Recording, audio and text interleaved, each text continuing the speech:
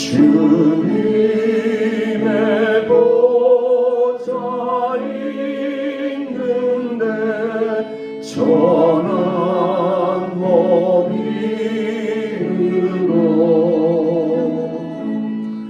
그 영광 몸소 배울 내 기쁨 넘치니 내 기쁨 넘치니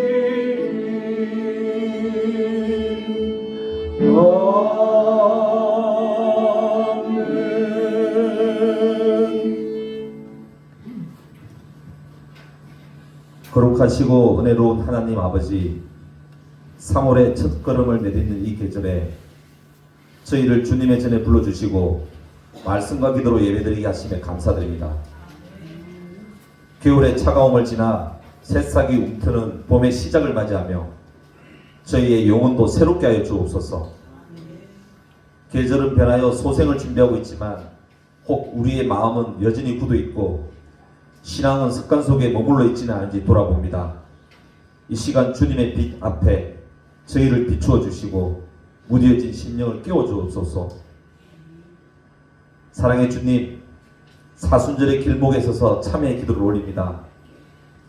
예수님의 십자가를 깊이 묵상하기보다 세상의 분주함에 더 마음을 빼앗겼음을 고백합니다. 사랑보다 판단을 앞세웠고 기도보다 염려를 붙들었던 저희를 용서하여 주옵소서.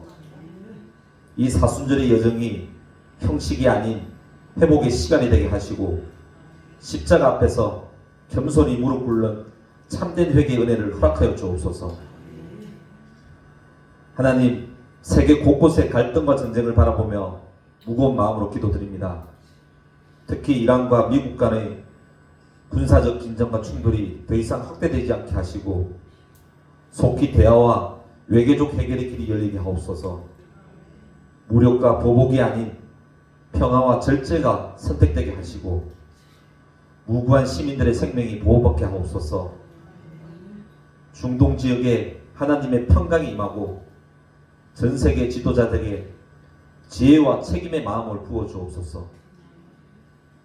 주님, 이 나라 대한민국을 위해 기도드립니다. 정치와 경제, 사회 전반의 불안이 속히 안정되게 하시고 국민이 희망을 잃지 않도록 은혜를 베풀어 주옵소서. 갈등과 분열 대신 이해와 화합이 자리 잡게 하시고 지도자들이 하나님을 두려워하는 마음으로 국정을 운영하게 하옵소서. 주님의 몸된 교회를 위해 기도합니다. 봄 사역이 시작되는 3월에 각 부서와 공동체 위에 새 힘을 부어주시고 모든 예배와 모임이 생명력 있게 하옵소서. 모든 성도들이 깨어 기도하며 십자가의 길을 따르는 제자의 삶을 살게 하옵소서. 사랑하는 담임 목사님과 가정 위에도 은혜를 더하여 주옵소서. 말씀을 준비하시며 교회를 이끄시는 목사님께 성령의 충만함과 육신의 강건함을 더하시고 가정에도 평안과 기쁨을 허락하여 주옵소서. 오늘 선포되는 말씀이 저희 모두의 삶을 새롭게 하는 능력이 되게 하옵소서. 하나님 아버지, 3월의 시작이 단순한 계절의 변화가 아니라 영적 각성과 결단의 출발점이 되게 하시고 봄의 소생처럼 저희의 믿음도 다시 살아나게 하옵소서. 회개에서 시작된 변화가 사랑과 순종의 열매로 이어지게 하옵소서. 이 모든 말씀을 우리의 구주 예수 그리스도 이름으로 기도드립니다. 아멘.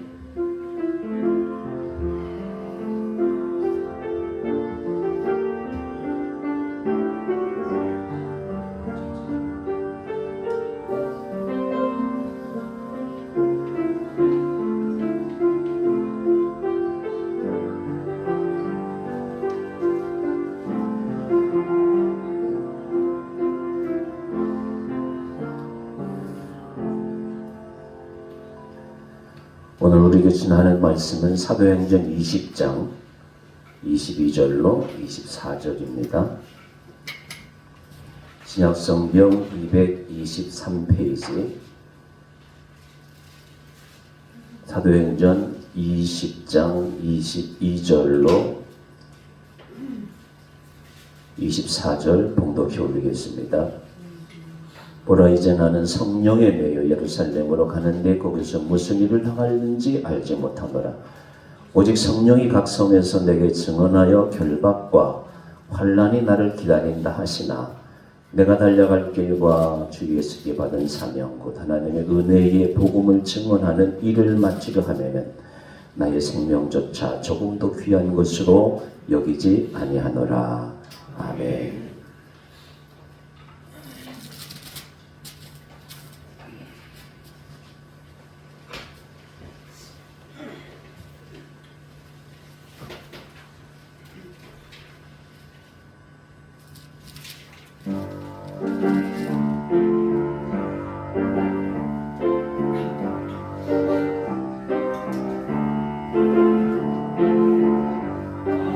바라보라 주님 지신 천신자라리를 바라보라 주의 신을 비와 땀방울을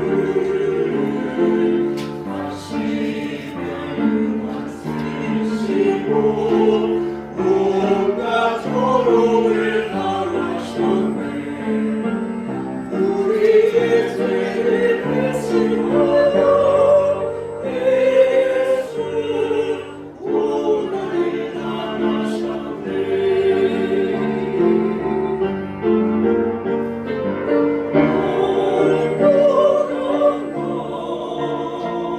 내 아버지 보러 가시네. 고른 고난의 길을 날 위해 걸으시네.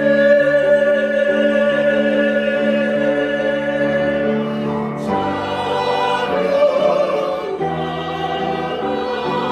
오신 곳에 주 예수 우리 대신 주님을 당했네. 구주 예수 영원한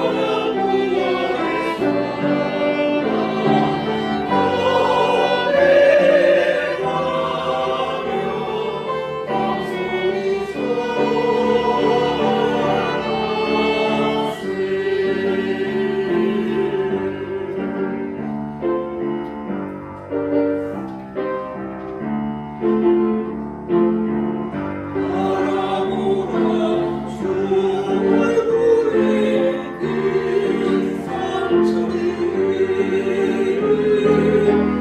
기억하라. 주 우리의 눈물 흘리심을 구원받아라. 내 아버지 걸어가시네.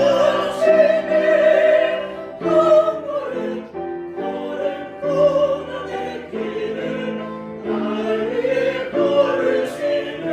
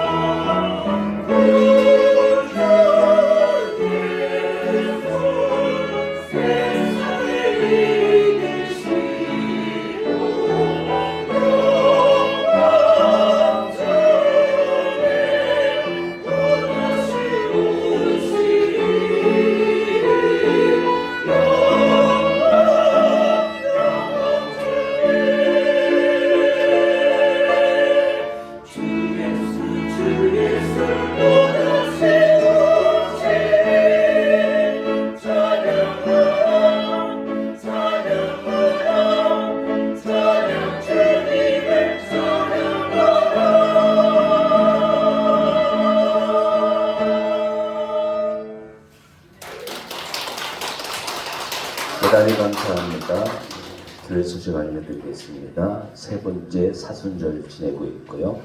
종료주일이 3월 마지막 주입니다. 성찬식을 거행하니까 준비해 주시면 고맙겠습니다. 고난주간 필사노트 여러분 나눠드린 거 한번 보시기 바랍니다. 두 번째 페이지 보시면요. 고난주간 영성 훈련이 나와요. 기도, 말씀, 묵상, 예배, 금식.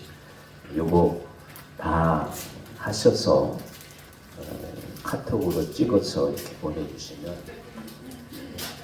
선물을 드리도록 하겠습니다.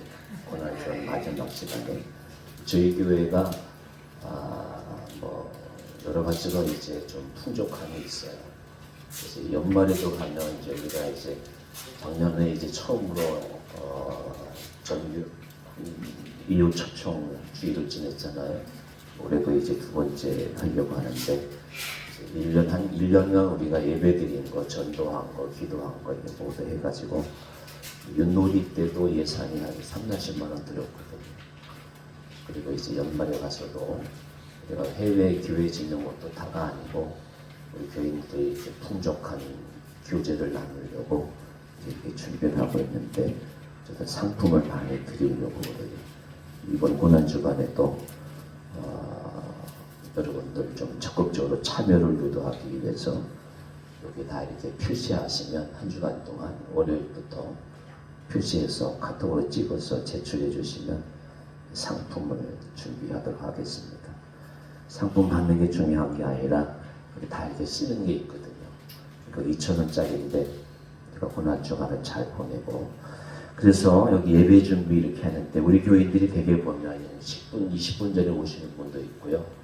10분 전에 오시는 분도 있고 시간 다 돼서 오시는 분도 있고 지나서 오시는 분도 그렇게 네 부류가 있는데 예배 준비를 하면 20분 전에 오시면 10분 전에 오시면 5분 기도하시고 5분 주보에 교회 칼럼 나오잖아요. 우리 목사님들이 설교할 때 요약본 있잖아요. 그거 한번 읽어보시고 성경 말씀 다 이렇게 찾아 놓으시고 이렇게 예배 준비를 하면 예배가 훨씬 더 의미가 있고 이 주보에 설교 요약 딱 한번 쭉 읽어보면 오늘 설교 메시지가 이거구나 이렇게 정리가 되지 않겠습니까?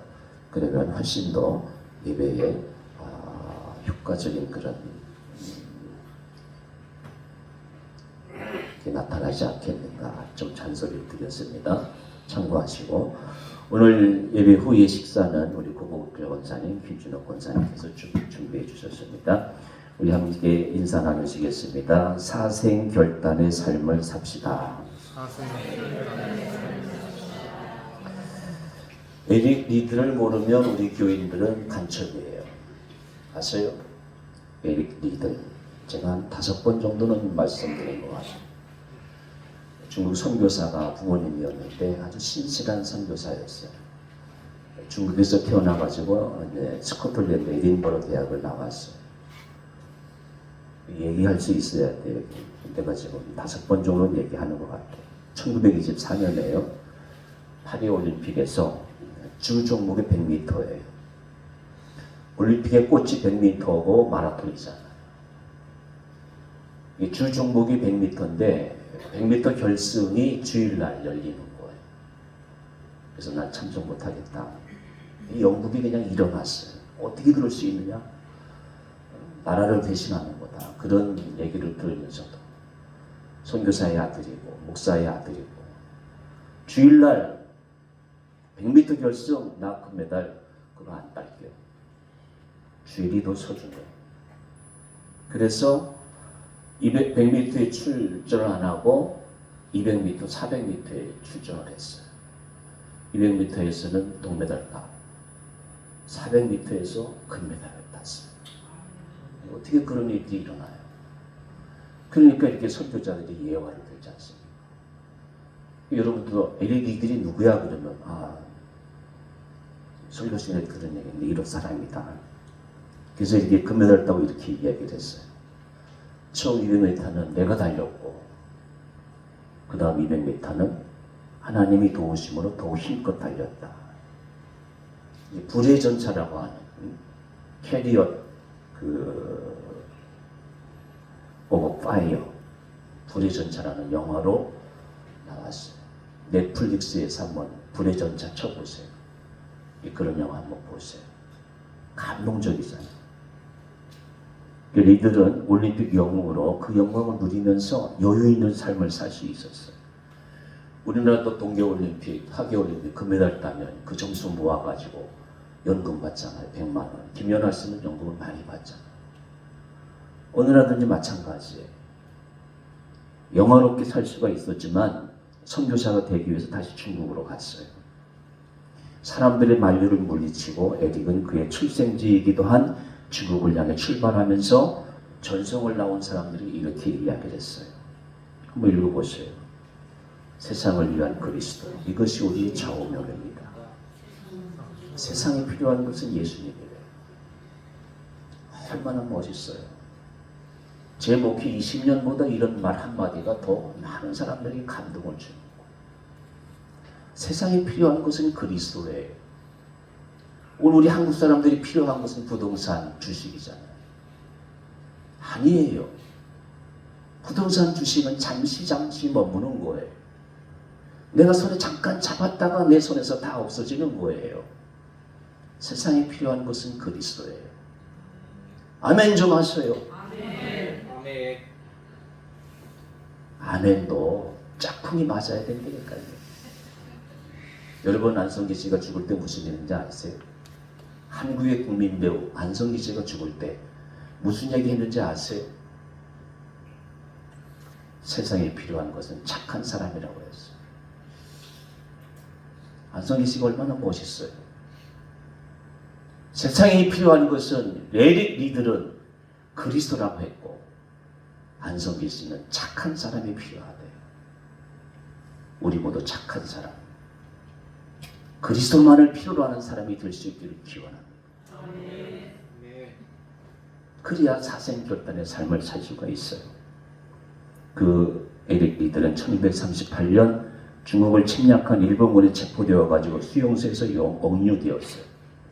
쥐와 파리가 들끓는 수용소에서 그는 부지런히 복음을 전하면서 많은 사람들에게 도움을 주었어요. 그러다가 1945년 2월 21일 뇌종양으로 세상을 떠났어요. 43세예요. 세상에 필요한 것은 그리스도라. 바울의 일생은 하나님께서 보증하시는 삶이 되었어요. 그리고 그의 이력서 자체가 유언이었어요. 그 유언의 내용이 오늘 본문이에요. 내가 달려갈 길과 주 예수께 받은 사명, 곧 하나님의 은혜의 복음을 증언하는 일을 바치라 하면은 내 생명 조금도 귀한 것을 여기지 않겠다. 얼마나 많은 사람들이 자기 생명의 소중한 것을 알아요. 그러나 바울은 복음을 위해서라면, 주님을 위해서라면 조금도 귀한 것을 여기지 않겠다 여겼어요. 그래서 바울이 위대한 글쎄예요. 우리 주님께서 십자가에 못 박혀 돌아가시기 전 마지막 만찬을 가졌지 않습니까? 식후에 베드로하고 이런 이야기를 나눴어요. 마태복음 26장 33절 35절. 베드로가 대답하여 이르되 모두 주를 버릴 자로 나는 주 안 버릴 거예요. 베드로 답잖아요. 다른 사람 다 주를 버려도 나 주 안 버릴 거예요. 예수께서 이르시되 내가 진실로 내게 이르노니 오늘 밤 다 굴기 전에 네가 3번 부인하리라. 베드로야, 네가 장담했냐?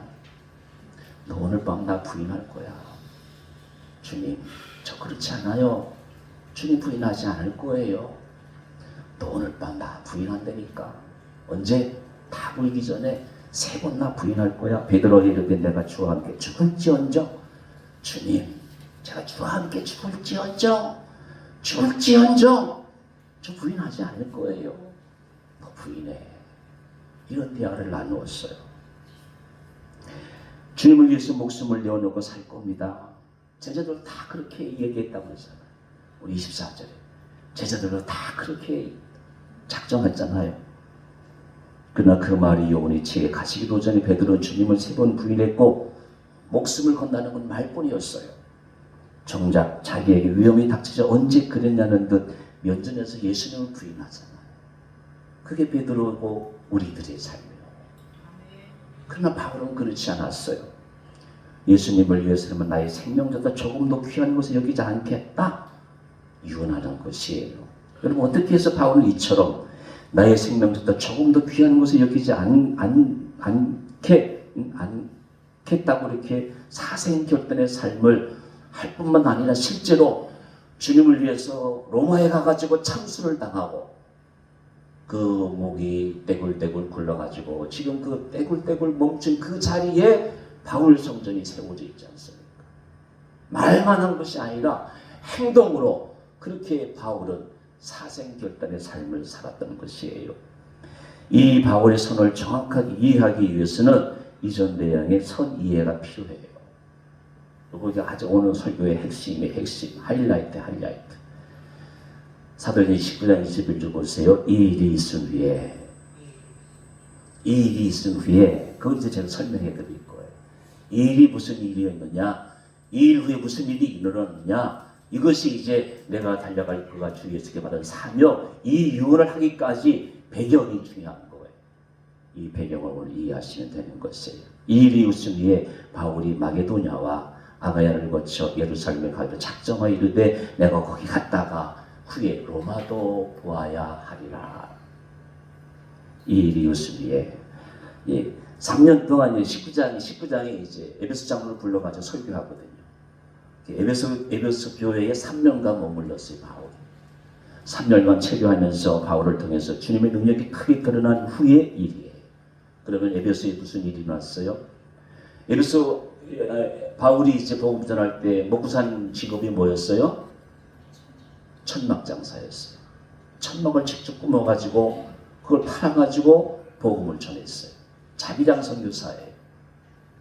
에베소에서 또 가는 곳마다 이제 주로 천막을 통해가지고 또 전도해가지고 많은 사람이 감명받아가 목사님, 선교사님 식사하세요. 가져갔겠죠. 그렇게 바울은 복음을 전했어요. 자, 중요한 것은 말씀의 능력이 드러났을 뿐만 아니라 많은 병자들이 고쳤어요. 어떻게 병자들이 고쳤느냐? 바울이 가는 곳마다 병자들이 일일이 안수할 때 그 바울 앞에 나아갈 수 없을 정도로 많은 사람들이 치료를 받았어요. 바울이 테트를 만든 작업할 때 앞을 가렸던 앞치마에 사람들이 손을 댔어요. 이마에 흘렸던 땀 흘렸던 그 닦은 수건을 만지기만 해도 사람들이 나왔어요. 옛날이나 지금이나 2000년 전이나 지금이나 이렇게 성령의 역사가 나타날 때, 복음의 역사가 나타날 때 그냥 만지기만 해도, 예수님의 옷자락을 만지기만 해도, 조용기 목사님의 소리만 들어도 눈이 뜨이고 귀가 열리고, 그것이 여러분 복음의 역사고 오늘도 살아계신 하나님의 능력의 역사예요. 어제나 오늘이나 복음의 역사, 선교 역사, 생명의 역사는 이렇게 놀랍게 나타나. 생각해 보세요, 여러분. 땀 흘린 수건만 만져도, 천막 만들 때 앞치마만 만져도 사람들이 병자가 나았던 것이에요. 이게 에베소에 있었던 일이에요. 이 일이 있은 후에 병자들이 나왔어요. 심지어는 바울의 설교를 듣고 마술사들 회개하고 직업을 바꿨어요. 19장에 나오잖아요. 제가 이제 여기다 써놨어요. 보세요. 마법사, 마술사인데 마법사들이 책을 팔았어요. 우리 성경에는 이제 마술사로 번역을 했어요. 19장에 마술사로. 근데 이제 뭐라고 적어놨어요? 페기 에르고스라. 페기 에르고스. 뭐 이런 저도 잘 모르니까 이제 원문에 나오니까 제가 소개만 할 뿐이에요. 따라해 보세요. 좋은 사람이 있으니까. 페기 에르고스. 페기 에르고스. 교회 나가면 이제 모를 거예요. 마술사가 아니라 마법사예요. 여러분, 마술사는 뭐 매직의 매직. 쏘겨가지고 우리 이은결이 있잖아요. 이은결이 있고 뭐 최고고 있잖아요. 한국을 대표하는 마술사들. 속여가지고 돈 버는 사람이 마술사예요. 마법사는 누구냐? 마법사. 페기 에르고스가. 마법사는 뭐냐? 이 마법사들이 점술쟁이. 정치잖아요. 여러분, 하얀 깃발 있는 집에 가가지고 저 정보로 왔어요. 그러면 당신 뭐 해주잖아요. 그런 마법사예요. 이게 사실은 마법사예요. 이게 중요한 거는 마법사들이 얼마나 많았는지 말이에요. 이 마법사들이 바울의 설교를 듣고 회개하는 거예요.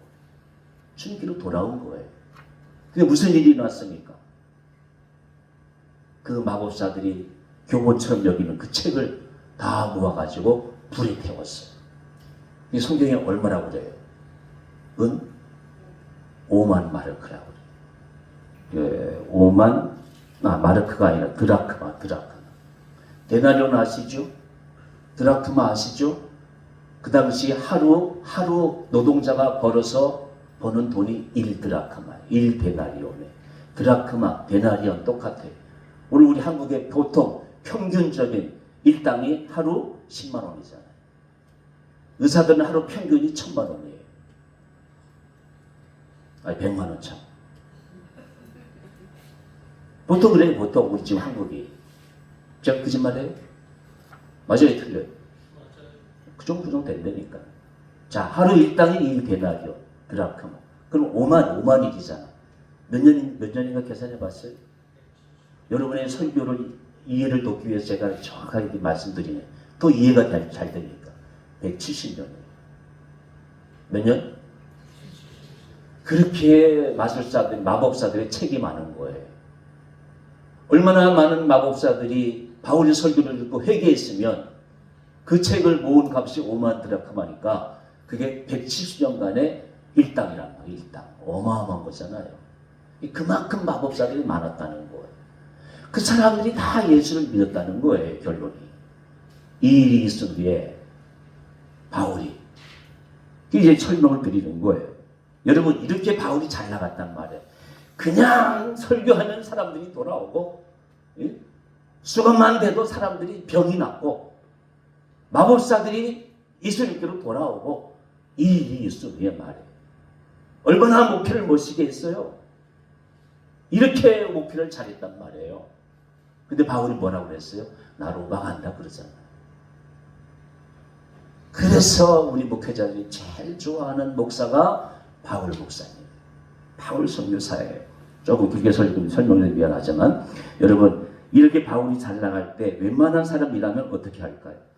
아 이제 나한테 고침받은 사람들 많고 내가 에베소에서 마게도냐에서 그리스에서 에베소에서 빌립보에서 데살로니가 목회 잘했으니까 편안히 있으면 좋겠다 그렇게 생각하지 않았어요. 그래서 19장 21절 이 일이 있으니 마게도냐 예루살렘 가게 작정을 하며 무슨 말이에요? 죽으러 가겠다 그 말이에요. 많은 사람들한테 그리고 이때쯤이면은 가만히 있으면 편안히 살 수 있어요. 인생 말년에 지병이 많아요. 편안하게 노 부를 수 있어요. 그런데 마게도냐가 그리스 북쪽이거든요. 알렉산더 아버지가 세운 그 마게도냐에 살동시 마게도냐에 그 마게도냐에 빌립보교회, 베레아교회, 데살로니가교회 직접 바울이 세운 교회들이에요. 가게만 해가지고 가서 성경 공부 가르쳐주고 대접받고 노후 편안하게 살 수 있다 그런 말이에요. 그러니까 거기서 또 아가야에 가겠다 그러잖아요. 아가야가 어떤 곳이냐? 고린도 교회가 있는 곳이에요.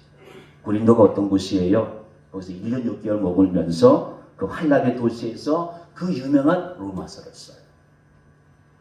이게 바울의 일생이었어요. 그러니까 이제 가만히 있으면 평안한데 마게도냐, 고린도 다 둘러보고 최종 자기 인생의 마지막 종착지가 예루살렘이에요. 그리고 로마예요. 무슨 말이에요? 가서 순교하겠다 그 말이에요. 이제 오늘 본문을 다 이해하신 줄 믿습니다. 여러분 바울은 편안히 우리 지금 한국의 목회자들도 그렇잖아요. 여기 뭐 옆에 명성교회도 그렇고 온누리교회도 그렇고 뭐 교회들 1000명 넘고 2000명 넘으니까 목회 잘했다. 그러면 뭐 원로 목사 대우 받고 교회에서 또 뭐 사람이 잘 나오고 뭐 아무 걱정할 거 없어요. 그런 사람 부러워서 내가 얘기하는 얘기가 아니에요. 바울이 그렇게 할 수 있었다 그 말이에요. 얼마든지 대접받고 얼마든지 편하게 살 수 있는데 이제 이 일이 있을 후에 사람들에게 존경받고 사랑받고 대접받고 그런 노후를 보낼 수 있는데 바울이 뭐라고 해요? 로마로 가겠다. 왜? 하나님의 계획표, 자기 계획표가 아니라 하나님의 계획표 보니까 내 인생은 여기 편안하게 대접받고 사는 삶이 아니라 로마가 있구나. 그걸 깨달은 거예요. 이 일이 있으에 가겠다 결심한 것이 오늘 본문이에요. 그래서 바울은 흘러가는 강물처럼 살았다 그 말이에요. 제가 이제 왜 강물 이야기를 하는지 아세요? 강물은 쉬지 않고 흘러가잖아요. 강물은 흘러갑니다. 제3한강교 밑을 그런 삶을 살지 않았어요. 여러분, 바울은 강물이 유일 흘러가면 평안하고 아름답죠? 그러나 강물 입장에서는 그렇지 않아요. 여러분, 가다가 바위에 부딪혀서 뛰어져야 하고, 때로는 한 추위에 얼음도 얼어야 되고, 때로는 한 더위에 녹아야 하고, 그러고도 자기의 끝이 올 때까지 흘러가는 게 강물이에요. 강물은 도중에 가다가 멈추면 보이잖아. 아이, 가기 힘들다 그래가지고 한강도 흘러나와가지고 김포에 가서 김포에서 말이에요. 이 웅덩이에 딱 머물면 편안해요. 그때부터 고이면 썩기 시작하는 거. 그게 강물의 일생이에요. 웅덩이에 고이면 그때부터 편안해질 수도 있어요. 그러나 편안해지면 강물은 그때부터 썩기 시작하는 거예요. 그래서 그리스도인은 편안하게 살면 안 돼요. 강물처럼 흘러가야 돼요. 우리에게 참된 안식은 우리의 코끝에서 호흡이 멈추는 순간 주님 안에서 안식을 얻는 것뿐이에요. 그때까지 내 소명을 다할 때까지 주의 뜻을 이루어가는 것이 그리스도인의 삶이어야 돼요.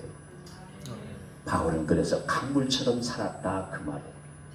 흘러가다가 멈춰서 편안한 삶이 아니라 고꾸라지고 썩어가는 인생이 아니라 배해 바다를 만날 때까지 흘러가는 것이, 우리의 인생도 주님을 만날 때까지, 주님 품에 안길 때까지는 여러분 평안이 없어요. 동탄에서 좀 좋은 집에 살아보니까 편안합니까? 그것이 얼마 값입니까? 서울로 이사 가가지고 10억, 30억짜리 아파트에 편안합니까? 그게 얼마나 값입니까? 주님 품에 안길 때까지 세상에 평안이 없어요. 그걸 깨닫는 것이 인생이에요. 바울이 어떻게 평생 그 청정함을 유지할 수 있었는가? 그는 강물에서 빠져나와서 아니라 웅덩이에 갇히지 하지 않고 에베소에서 편안하게 살 수 있음에도 불구하고 주님의 소명을 따라 생명의 길을, 생명의 강직을 따라서 계속 흘러갔기에 죽을 때까지 생명의 통로가 될 수 있었던 것입니다. 그래서 사도행전 19장 21절에 이 일이 있은 후에 바울이 마게도냐와 아가야를 거쳐가지고 예루살렘에 가기로 작정하 이르되 내가 거기 갔다가 후에 로마도 보아야 하리라. 인생의 최종 바울의 목적지는 로마에 참수당하는 네로에게 핍박받아가지고 참수당하잖아요. 그렇게 산 삶이 바울이었어요. 바울이 내 인생의 마지막 던질 곳, 내 생을 던질 곳, 그 주님을 위해서 내 생의 불꽃을 마지막으로 태울 곳이 바로 마게돈을 거쳐서 아가야를 지나가지고 순교할 곳 로마였던 것입니다. 그러면 이때가 언제쯤인가? 바울이 다메섹 도상에서 주님의 불신을 갖고 최소한 20여 년이 흘렀어요. 제가 40 넘어서 이곳에 왔어요. 이제 60이 넘었어요. 제가 이 말씀 드리는지 아실 거예요. 바울은 절대로 다메섹에서 부르심을 받는 즉시 20년 전에 다메섹에서 부름 받았잖아요. 부름 받고 말해요. 제가 이제 하나님께 은혜 받았으니까 주님 만나서 신학교 가겠다. 그러지 않았다 그 말. 20세부터 40세까지, 40세, 60세까지 철저히 하루 바울은 하나님의 프로그램에 의해 가지고 자기 인생을 살았어요. 그게 뭔지 아세요? 인생을 살아보니까 사도 바울 은혜 받았다고 바로 신학교 가지 않고 이 사업이 망하니까 하나님이 신학교 가라나 보다 다 정리하고 신학교 가는 사람 가끔 있잖아요. 그렇게 살지 않았다 그 말이에요. 여러분 그 천주교 성당에 가면 이제 모자이크가 많잖아요. 모자이크만. 그래서 제가 그 그림 뽑아온 거. 좋은 모자이크, 큰 위대한 모자이크란 말에 이제 그 예를 들어서 미켈란젤로가 야 너는 요 부분 오른쪽 좌 아래, 너는 왼쪽 위 아래 붙이라고 했잖아요. 미켈란젤로밖에 몰라요. 그 위대한 그림. 나머지 일꾼들은 자기가 맡은 것만 이렇게 붙이는 거. 사도 바울이 자기 인생을 보니까 자기 인생을 자기가 모자이크하지 않아요. 하나님이 그린 모자이크가 있더라. 그래서 다메섹에서 주님 만난 이후 사도 바울은 데살로니가에서, 빌립보에서, 에베소에서 하나님께서 그리라는 대로 거기서 가서 그림을 그린 거예요. 그래서 다메섹에서 주님 만난 후 20년 후에 자기 인생의 모자이크를 보니까 자기가 그린 게 아니야. 하나님이 그리라고 한 곳에 하나님이 그리라는 대로 바울은 흘러갔고, 바울은 가가지고 산 넘고 물 건너가지고 복음의 그림을 완성한 것이에요. 그것이 신약성경 바울 서신의 13권의 책이더라고요. 내가 어려움 당했다고, 내가 주님 만났다고 바로바로 즉각 신학교 가서 뭐 얼쩡거리지 않고 하나님의 계획표대로, 하나님의 그리라는 그림대로 바울은 순종하며 갔던 것이에요. 제 고등학교 1학년 때 친구가 제 바로 옆에 뒤에 앉았던 친구인데, 교회 이제 내가 교회 가자고 해서 교회 왔더니 말이에요. 저녁마다 이 교단에 그때도 이제 그 건물 상가에 개척교회 좀 지나고 그런 교회였어요. 이 친구가 교회가 그렇게 좋았던지 저녁마다 교회 나와가지고 뭐 그냥 기도를 열심히 하더라고. 그래서 우리 이제 교회 친구들은 다 이 친구 신학교 가는 줄 알았어. 10년 못 가가지고 교회 떠나더라고. 그런 친구들 꽤 많아요. 여러분, 내가 주님 만났다고, 내가 은혜 받았다고 다 때려치고 말해요. 그렇게 사는 인생은 별로 그렇게 귀하지가 않아요.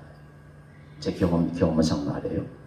자, 여러분, 사도 바울이 비가 오나 구주나 추우나 배가 고프나 투옥당하나 매일매일 가야 할 성령회를 가면서 한 장 한 장 색종이로 붙였을 때 다메섹 이후 20년이 지나서 에베소에서 이 일이 있은 후에 어떤 모자이크를 보니까 이제 내 인생의 마지막 모자이크는 로마에서 하나님의 일이 완성되는구나 깨달았다, 그 말이에요. 내 인생을 던질 것이 바로 로마구나. 여러분, 하나님의 뜻은 구름 위에서 이루어지지 않습니다. 인간을 향한 하나님의 뜻은 저 태평양 한가운데서 이루어지지 않습니다. 인간을 향한 하나님의 뜻은 인간들이 살아가는 이 세상 한가운데서 이루어지는 것입니다. 그래서 분명히 하나님의 뜻을 분별하는 것도 산속에서 책상 앞에서 골몰한다고 알 수 있는 것이 아니더라고요. 사람들과 매일매일 부딪히면서 이 세상의 현실 속에서 부딪히면서 열심히 하루하루 하나님께서 계획한 모자이크를 내가 하루씩 떼어가지고 하나님의 계획표에 붙일 때 인생 색종이를 찍어가는 가운데 하나님의 뜻을 분별할 수가 있고 찾을 수가 있더라고요. 그래서 하나님의 뜻대로 사생의 결단의 삶을 살 때 하루하루의 색종이를 찢어갈 때 찍어가는 가운데 하나님의 뜻을 분별할 수가 있었던 것이에요. 그래서 하나님의 뜻대로 사는 사생 결단의 삶을 사는 사람일수록 이 세상 사람보다 더 열심히 살아가는 거예요. 예수 잘 믿는 사람은 이 세상의 삶을 부인하지 않고 겁먹지 않고 거룩한 척하지 않고 하나님께서 자기의 주어진 생을 성실하게 분별해서 시간을 소중히 아껴서 하나님께 드리는 삶을 사는 것이에요. 주어진 소명에 대해서도 투철해야 한다, 그 말씀이에요. 그래서 그런 사람을 보고 사생결단의 삶을 살았노라고 말하는 것입니다. 바울은 사생결단의 삶을 사는 가운데 로마가 자기 인생의 최후 목적지인 것을 알게 되는 것이에요. 그래서 오늘 성경이 이렇게 고백하는 거예요. 나의 가는 길을 그가 아시나니 나의 생명을 조금도 귀한 것으로 여기지 아니하노라. 왜? 하나님의 종이니까. 그래서 우리 이런 복음송가를 부르지 않습니까?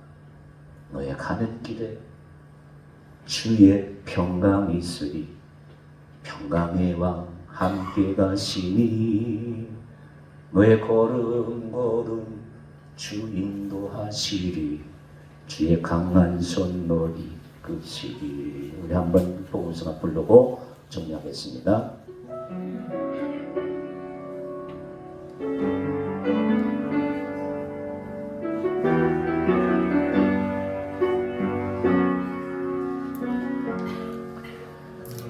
가는 길에 주의 평강이 있으리 평강과 함께 가시니 너의 걸음 걸음 주 인도하시리 주의 강한 손 너를 드시리 너의 가는 길에 예수 축복이 있으리 영광의 왕 함께 가시리 내가 밟는 모든 땅 주님 다스리니 너는 주의 길 내게 되리 주님 나라 위하여 주님 나라 위하여 길 떠나는 나의 형제여 주께서 말하시니 너는 가라 주의 이름으로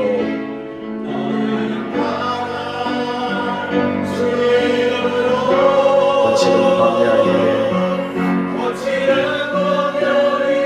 꽃은 피어나 세상은 내 안에서 주님의 영광 보리라 강하고 담대하라 세상이 이기신 주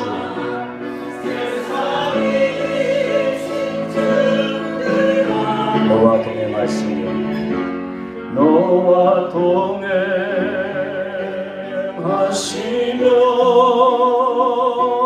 내게 새 힘을 주시니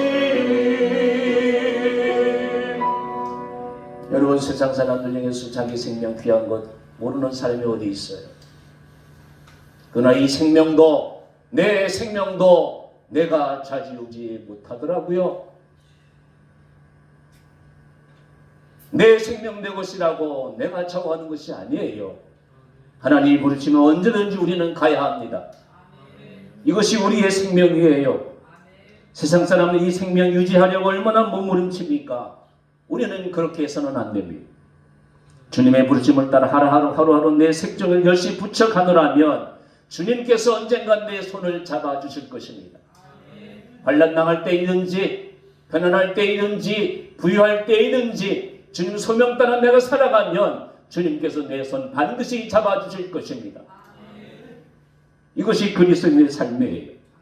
여러분 나이가 들수록 죽음이 가까울수록 제가 강보신에 아까 얘기 안 했는데 80입니까? 90이 되었습니까? 70이 되었습니까? 여러분의 머리맡에 성경책과 이런 묵상 노트 우리 엄마 아버지가 돌아가시기 전 3년 전에 10년 전에 세상 거 다 물리치시고 주님과 묵상한 이것이 머리맡에 있었구나. 세상 뭐 필요해요. 주님과만 교제하시기 바랍니다. 아멘. 여러분의 머리맡에 부동산 등기부 무슨 저금 통장 놓을 필요 없어요. 이거 머리맡에 놓으시고 이것이 10권이 되든지 20권이 되든지 성경책만 머리맡에 놓으셔.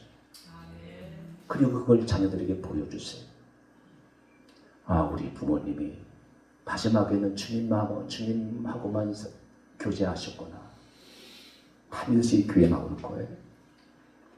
찬송 부르세요. 트로트 얼마나 좋아요. 저 푸른 초원님과 함께. 찬송이 더 좋아야 돼요. 통장에 대한 돈 세아리지 마시고 성경 읽으세요. 여러분 인생의 모자이크를 여러분이 만들어가지 마세요. 하나님이 지금도 계속 여러분이 그리고 있는 모자이크를 살펴보고 계셔요.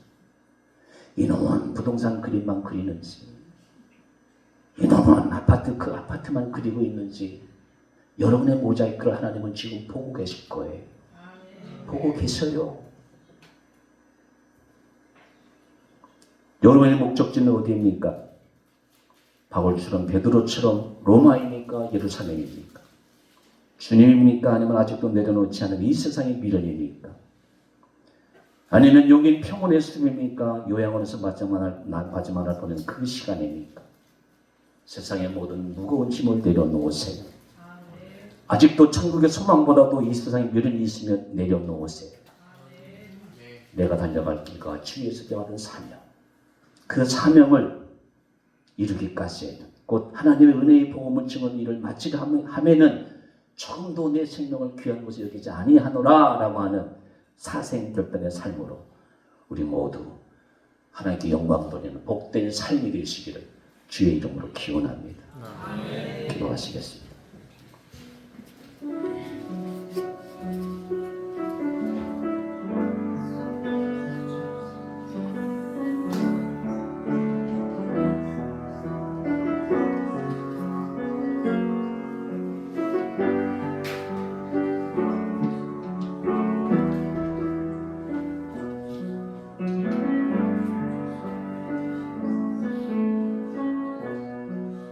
거룩하신 아버지 하나님, 베드로는 주님과 함께 죽는다 하면서 다 걸리기 전에 주님을 부인했습니다. 바울은 데메섹에서 주님 만나는 신학교 가지 않았습니다. 하루하루 하나님께서 예비해 놓은 인생의 모자이크를 따라서 하나님의 뜻에 맞게 하나씩 색종이를 떼어서 붙여나갔습니다. 그리고 나의 가는 길을 오직 그가 아시나니 주의 길을 가면은 복음을 위해서라면 나의 생명을 조금도 귀한 것을 여기지 않겠노라고 사생결단의 삶을 통해 오늘 우리가 어떻게 세상을 살아가야 할지를 몸소 보여주었습니다. 2000년이 지난 오늘 우리에게도 내 생명을 값비싸게 사주신 주님을 위해서라면 우리도 그 주님을 위해서 복음을 위해서 하나님 나라를 위해서 사생결단의 삶을 살아가는 이 시대의 참 그리스도인들이 되게 하여 주옵소서. 예수님의 이름으로 간절히 기도드리옵나이다.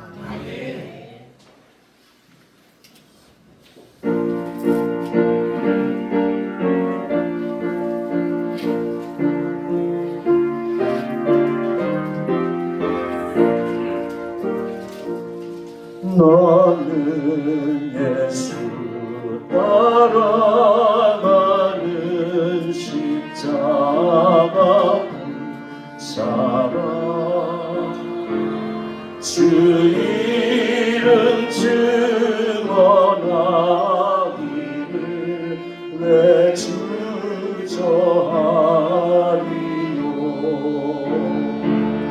다른 군사 피 흘리며 나가서 싸울 때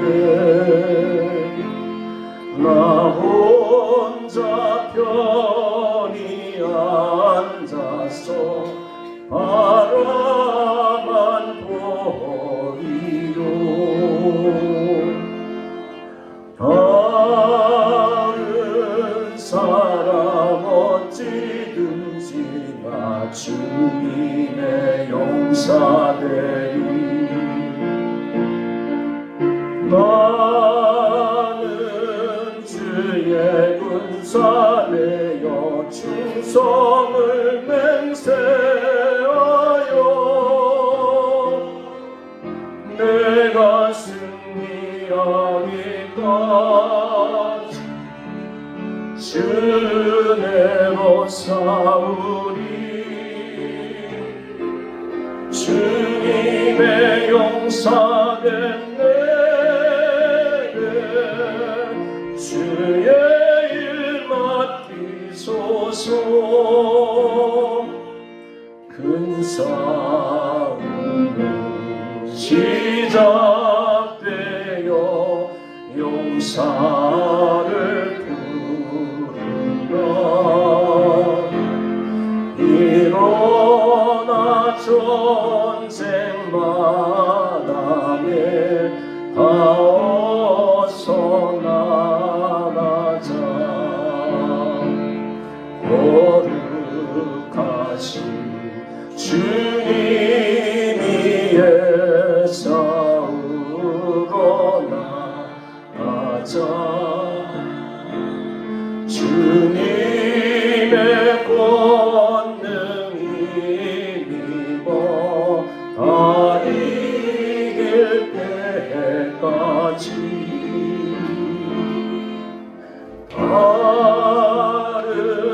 사람 어찌든지 나 주님의 용사되리.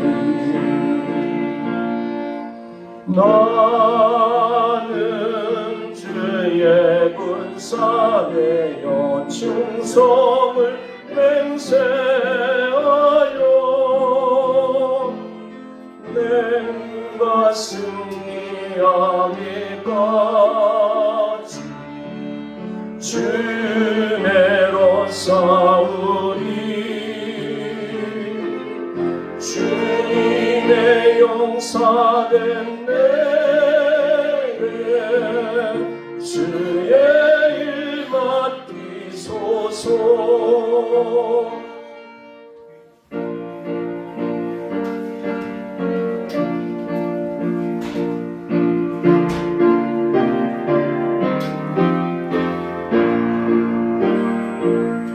그 승리의 영광 위에 싸워야 하리라. 주 말씀 나의 인내니 겁낼 것 없도다. 모든 싸움 이르에 그날이 이르면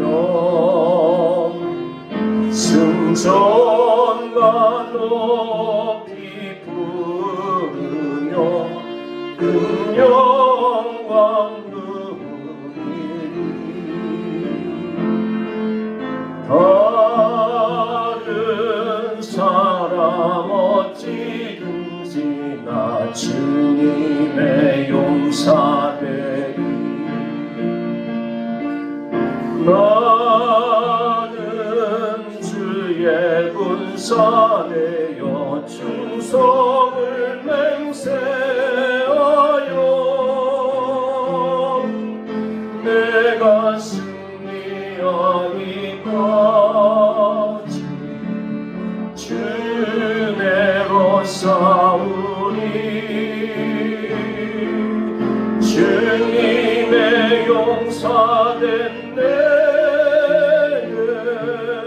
주의 일 맡기소서. 나는 예수 따라가는 십자가의 군사라고 지금 고백하며 찬양하였습니다. 그런데 십자가의 군사가 아닌 세상 명예와 영광을 쫓는 이 땅의 군사들이 아닌지 돌아보게 하시오니 감사합니다. 주님, 주님의 용사가 되고 싶습니다. 주님의 강한 용사가 되어 험한 세상, 온갖 유혹이 넘치는 이 세상을 넉넉히 이기고 싶습니다. 내가 나와 함께하리라, 세상 끝날까지 함께하리라는 주님의 약속의 말씀을 의지하고 주님의 강한 용사로 살아내는 이 시대의 참 그리스도인들이 되게 하여 주옵소서. 한 주간도 승리하게 하여 주옵소서. 전쟁, 부조리한 세상 모든 소식들이 들리지만 이 가운데서도 평안한 주의 음성을 들을 수 있게 하시고 주의 평강과 함께 살아갈 수 있는 거룩하고 복된 건강한 한 주간이 되게 하여 주옵소서. 예수님의 이름으로 간절히 기도드리옵나이다. 아멘. 같이 비전 선언하겠습니다. 우리는 하나님께 예배하는 영광스러운 성도가 된다. 우리는 예수님의 인격을 배우고 교제하는 행복한 제자가 된다. 우리는 성령의 능력으로 복음을 전하며 세상을 살리는 성도가 된다. 아멘. 지금은 우리 주 예수 그리스도의 은혜와 하나님 아버지의 극진하신 사랑과 성령의 교제하심이 주의 강한 용서로 살아내겠다고 다짐하며 삶의 자로 나가는 모든 권속들에게 이제로부터 영원토록 함께하옵시기를 축원하옵나이다. 아멘.